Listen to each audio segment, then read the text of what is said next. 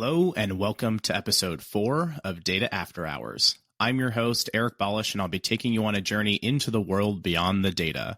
Today, we're joined by Jon Schwabish, economist, founder of PolicyViz, and host of the PolicyViz podcast.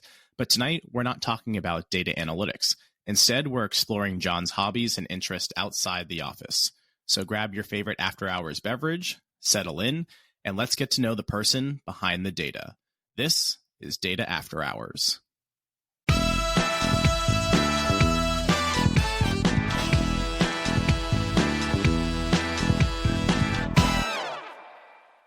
Hi, Jon. Welcome to the show. Hey, Eric. Good to see you. Thanks for having me. Yeah, of course. I'm very excited to have you on today. It was great getting to see you at Tableau conference a few weeks ago and getting to chat about all things data and just the many things that we have our hands in. So really excited to have you on. But before we get into the fun and interesting things that you do outside of the office, can you just share with everybody, kind of your involvement in the data analytics community? Sure. Yeah. So again, thanks for having me. Yeah, I'm an economist by training, which I'm sure you know, even by now as a podcast host, like everybody comes to the data field from a different place. I was trained as an economist. I worked for the federal government for about a decade at the Congressional Budget Office and got interested in data visualization while I was working there.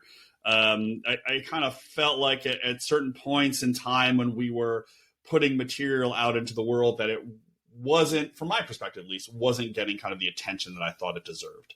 And kind of stumbled into this world of people thinking carefully about visually communicating data and information, which was, shocking as someone who had gone through graduate school and in economics, never really was taught on how to think about graphs or present or write well. And so that was sort of eye-opening, and spent a couple of years working with my colleagues at the Congressional Budget Office, improving our graphics. And then I moved over, it's almost exactly 10 years now, moved over to the Urban Institute, which is a nonprofit research institution based in DC, where I spend half my time still doing economic research, and the other half of my time is doing data visualization and communication work, presentation skills, building templates and tools.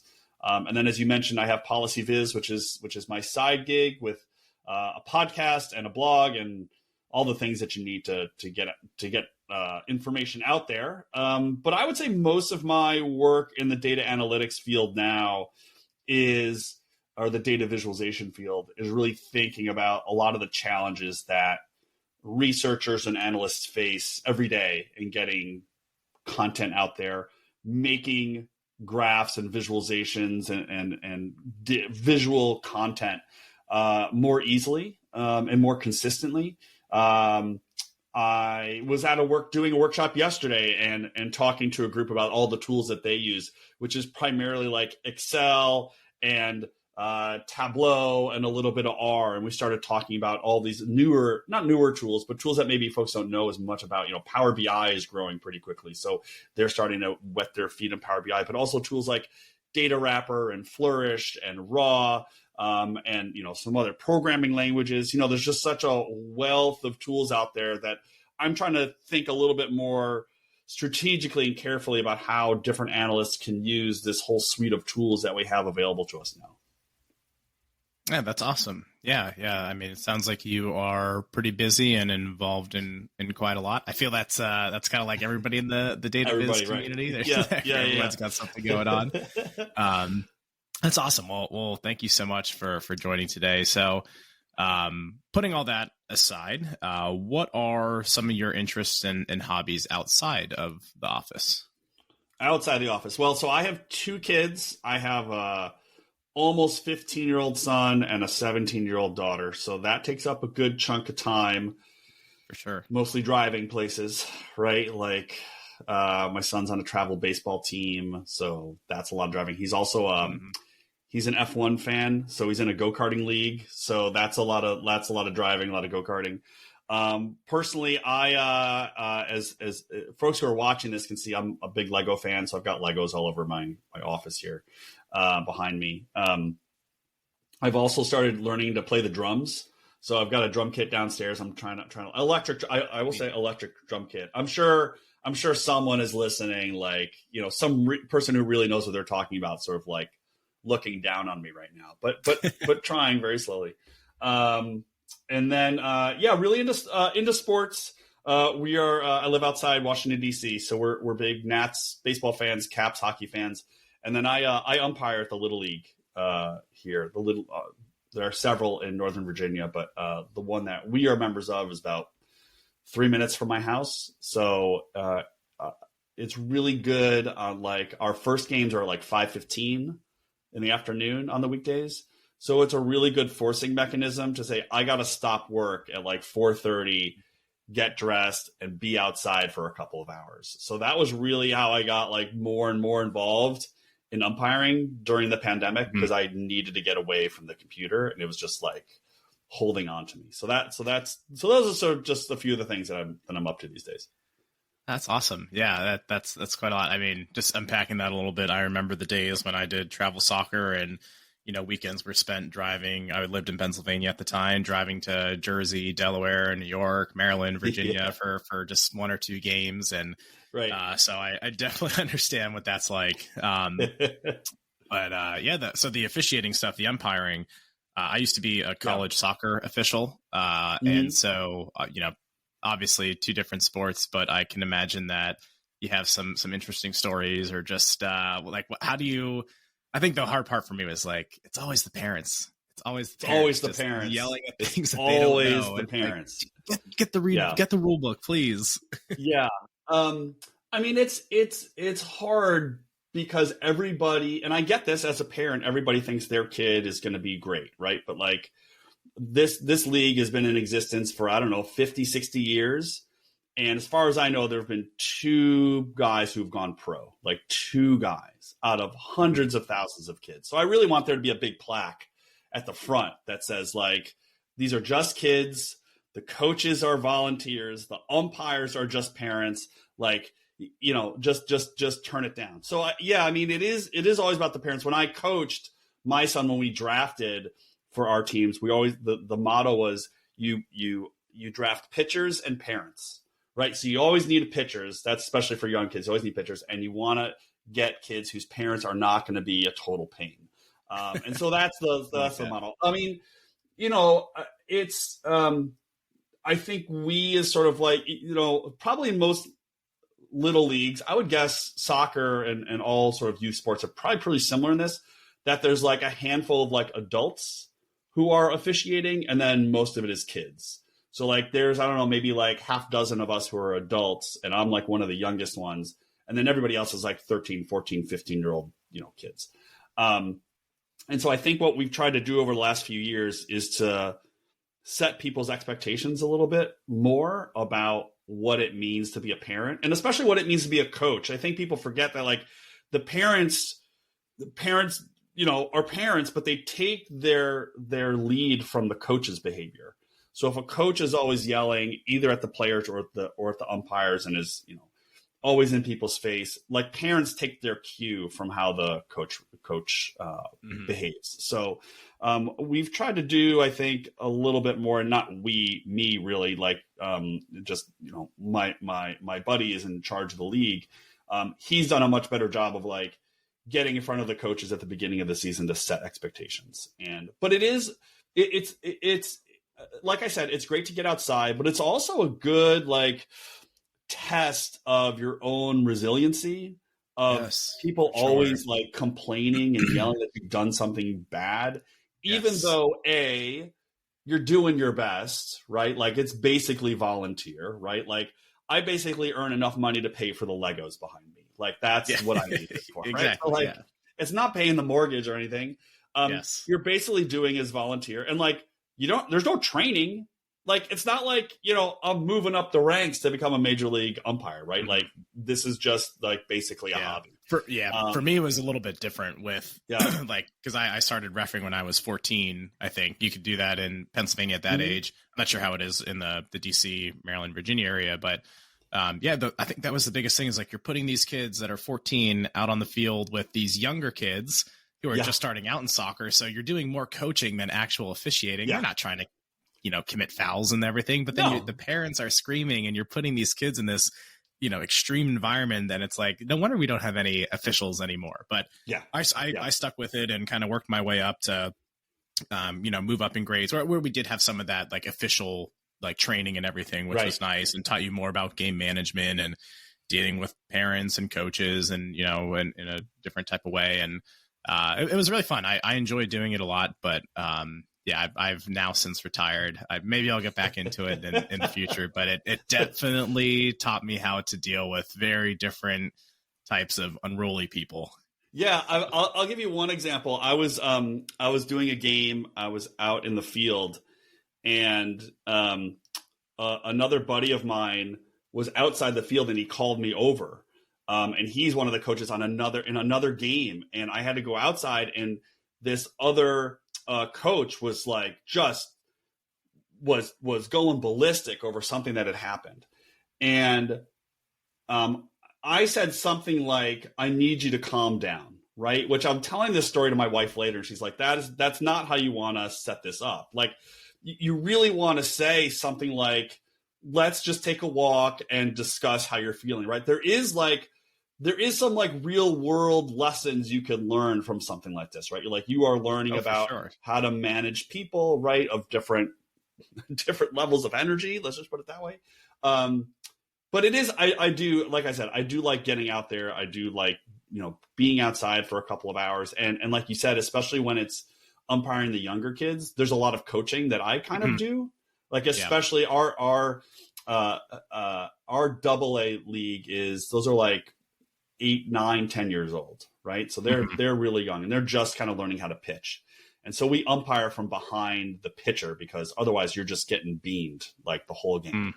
And, you're just basically teaching the pitcher, like slow down, put your foot on the rubber, right? Like, and that's the part that I always enjoyed about coaching when my son was of that age. And so you get a little bit of that as well. So yeah, it's a fun time. I've really enjoyed doing it. And of course I get to buy all the fun gear.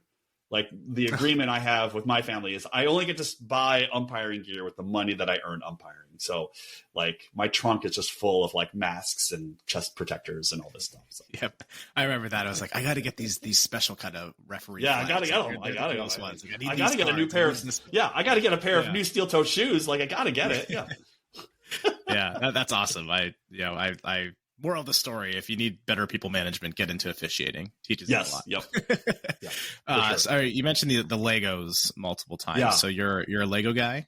Do you have a specific, I'm a Lego guy. Like group of Legos that you That's a good question. So, I mean, when I was a kid, I was really into the castles.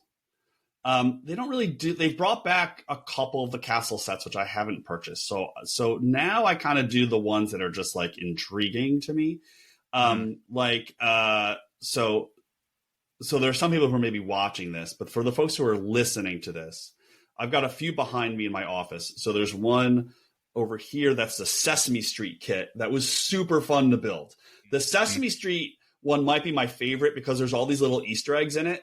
So when you build it, there's a spider and a spider web in the basement of the house, and then you cover it all up. So like only the builder knows that that's in there. And there's a few other ones. That one's really good. But I don't have, I think I mostly now sort of focus on they have like the office stuff and the adult sort of stuff. So there's one coming out in just a week. That's the Milky Way. That looks really cool. So I'm definitely getting that one. My son is into all the F1 cars. They have a really big like F1 series now. So, but yeah, I mean, we have most of the train sets. I mean, obviously during the pandemic, there was a lot of Lego self-care, building those kits. But now I'm at the stage, I'm looking behind me. I'm not sure where like the next kit is going to go. Yeah. Like I'm starting to run out of room. I have the cactus set over here in a box, and I haven't put it together because I don't know where to put it yet. So yeah, you sound like my brother. He is super into Legos, and I think in my parents' basement they have like the 5x10 racks that you can like get from Costco or whatever. Yeah, I think they have maybe 5 or 6 of those, like all next to each other, and they all are filled with Legos and organized. We have. Oh yeah. I think that's he has them impressive. organized by like sets, like Star Wars, Lord of the Rings, Harry Potter, and then We have a ping pong table down there, which is now covered with Legos. So and that's impressive. I'm always jealous when I see people on like Instagram with their setup. It's all organized by color or by set. Ours are just in like 3 or 4 huge tubs, just like, and so I actually I'm at the stage where I just like to do the kits at this point because it's all there, it's all organized, and I can just go through it. Because when I say, I want to go build something, like finding the piece in these huge Tupperware tubs that are, I don't know, 2 foot by 3 foot is just, it's a lot to sort of like peel through. But you're looking for that one piece. It's like that one piece. Yeah. But they are. Yeah. Have you watched the Lego Masters? We watched the first season, and then I'm always just amazed. But also, it's also kind of funny. Like whenever we would watch it, we'd be like, well, it's easy to build something like that if all the pieces are organized and you can find all the green 1x1s. They're right there. Like, what's the problem? But that is a fun show. I mean, we for a while built, we being my kids and I, we would do like miniatures.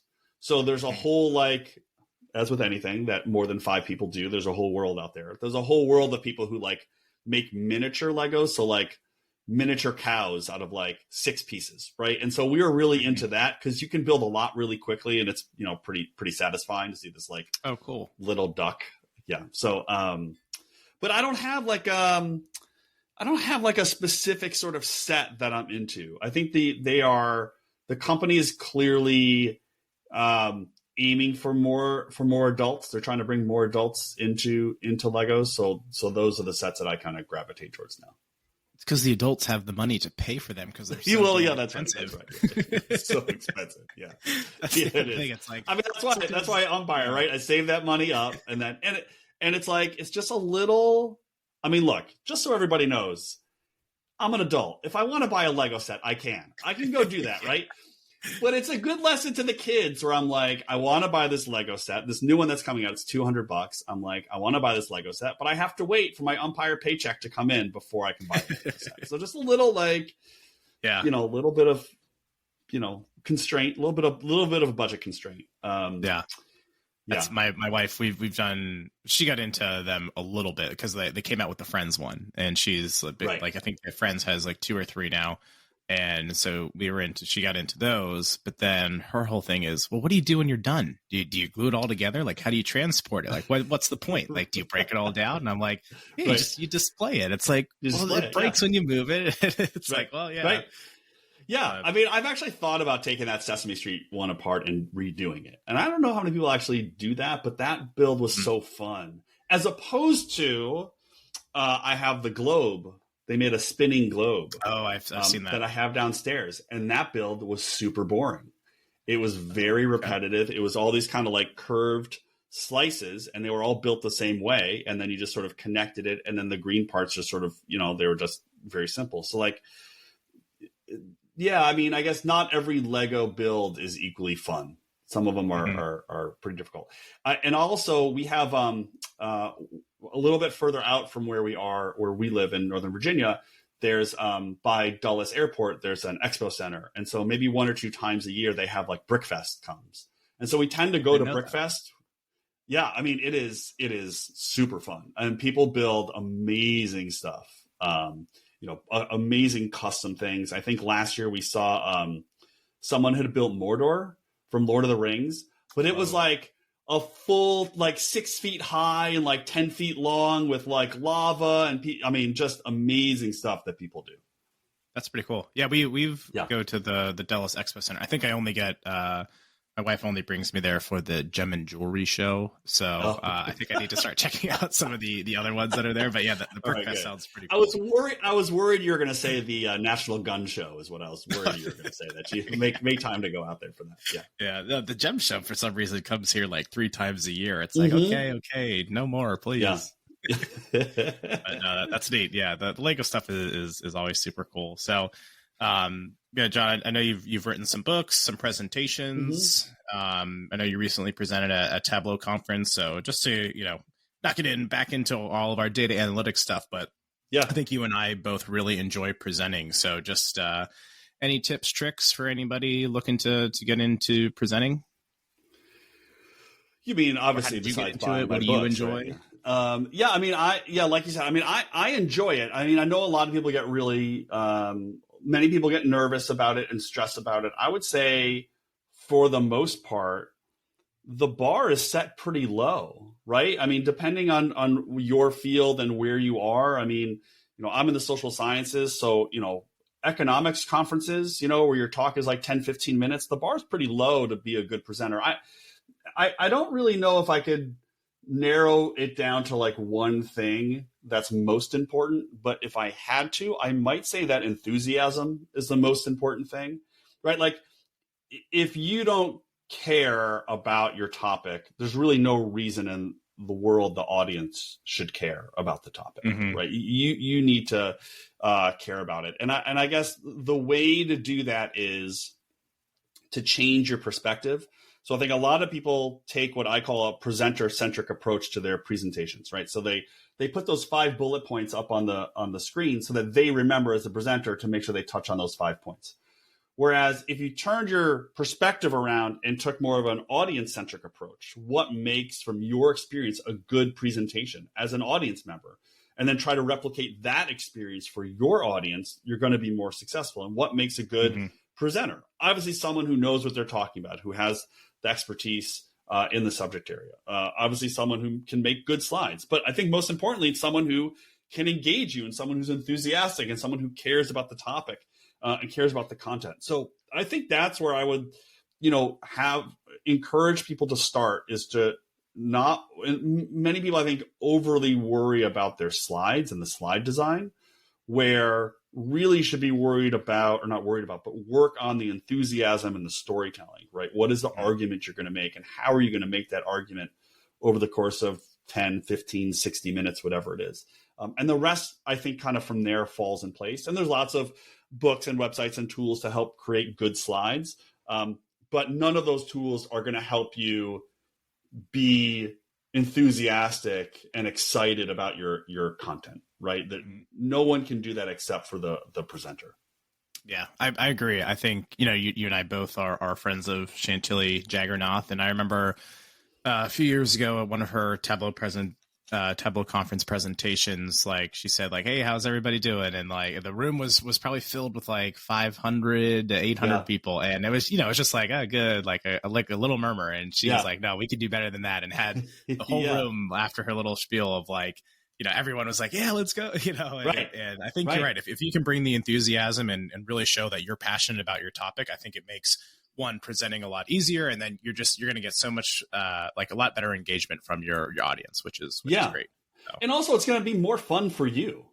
Like when you get up there and you're like, how's everybody doing? You're like, yeah, okay. Like that's not really that fun for the presenter. Like I was talking to someone yesterday about doing a full day virtual workshop. So this is virtual, so it's different. But this particular group, their sort of company culture was not to put their webcams on. So I was talking to myself for 8 straight hours, which is just like, that's really hard to keep that energy up over that period of time. And so, seeing people's faces feeding off their energy, really, I think makes for a better experience for everybody. So I don't think you need to necessarily like go rah, rah, rah sort of thing. But your energy as the speaker is going to feed into the audience, and then that's going to feed back into you. And I think that's a way that you can not only deliver a good presentation, but feel good about giving that presentation. Yeah, absolutely. Well, it's been a great conversation so far, John. We got time for like one small question that I've been asking everybody, and it's a silly question. If you had to fight a gorilla or a grizzly bear, which would you choose? Man, and maybe a short explanation of why. I've heard you ask this question, and I'm thinking about like there needs to be a viz of people's answers. Absolutely. A gorilla, at the end. right? That's coming. Yeah. Man, if I had to fight, I think I'd have to fight. I think I'd fight the gorilla. I saw The Revenant a couple weeks ago with Leonardo DiCaprio, and just like the grizzly bear tearing his whole body apart, like still terrifies me, even though I'm sure a gorilla would do the same thing. But I don't expect to hold my own with either of those, but at least the gorilla wouldn't wouldn't tear my throat out right away. Just like smash my body back and forth, kind of like the Hulk in one of those Avenger movies. Yeah. I got you. All right. Yeah. There'll definitely be a Viz component of this coming at the end. All right. Good. All right. That's good. Awesome. Well, Jon, thank you so much for joining me on the show today. It was great catching up, and thanks for sharing your hobbies and interests with us. Yeah. Thanks for having me, Eric. It was good to see you again. Yeah, of course. And to our listeners, thanks for tuning in. Make sure to hit subscribe for more interesting stories from the data world, and join us next time on Data After Hours. Stay curious and good night.